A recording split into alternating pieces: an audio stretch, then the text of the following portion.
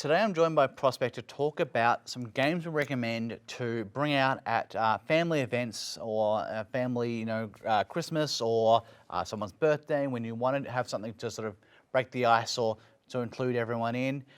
So Prospect, can you tell me some games that you recommend for family events? Yes, I will. One that's not on your list. My number three would be Catan. I know you have a bit of a disdain for Catan. You find it a little boring. I found it quite fun. I also find that it's a bit of a gateway drug because you may have found that getting your families to play board games is a tricky task. Because when you say board games, you think, oh, Monopoly. Catan is an easy sell where you say, like, this is better than Monopoly. It has some similarities, but it is better. And it's a game I was able to convince my parents to play 30 odd times during the pandemic.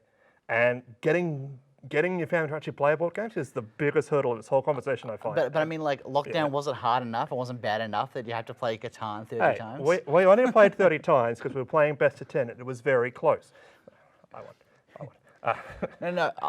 My thing about Catan, I think, is it's sort of like it's the Citizen Kane of board games. Like we wouldn't be here talking, on a board game community TV show if it wasn't for the Catan and the legacy that it has.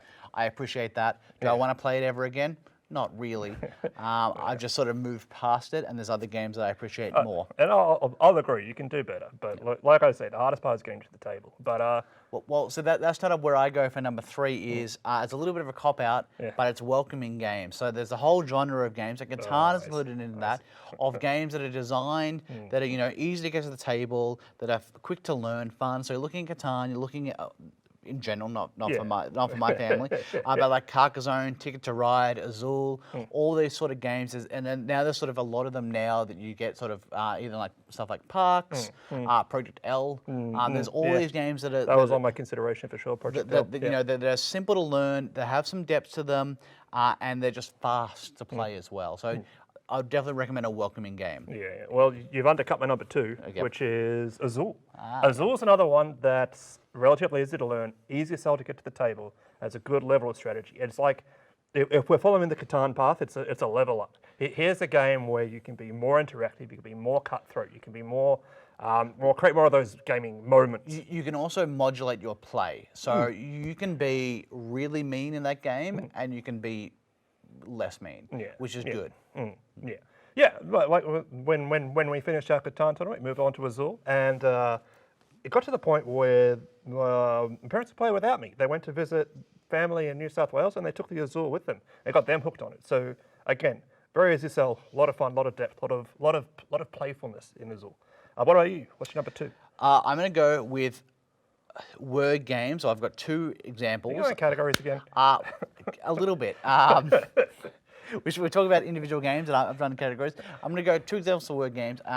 One we played at PAX, which is So Clover, and the other one is Just One. So they're often compared. I think Just One's better for larger groups, and So Clover is better for like 3 or 4 players, or maybe 5.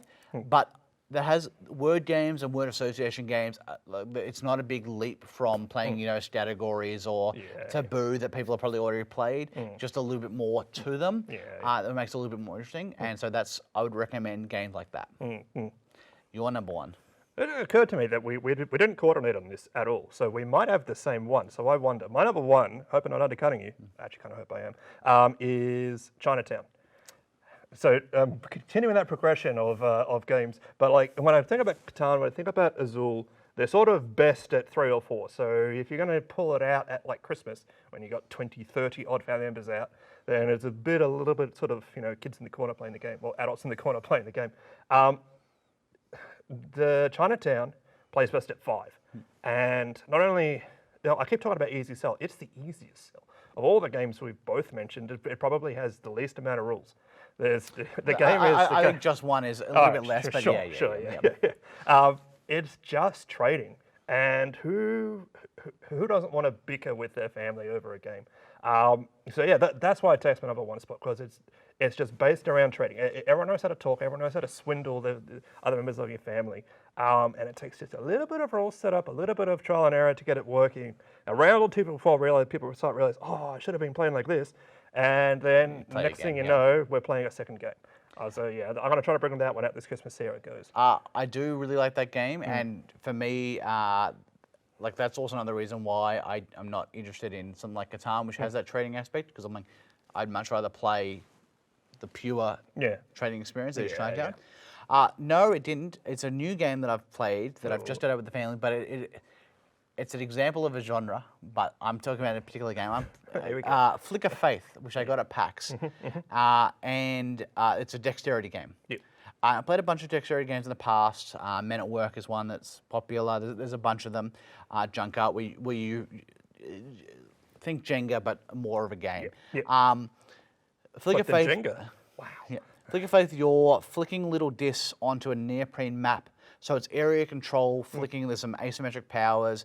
It's really easy to get into. The first time I played it with my parents and family, it's normally 4 rounds. We played so many rounds we ran out of money and victory points. So Yeah. it's just something that's very easy to get into because it has that area control nature.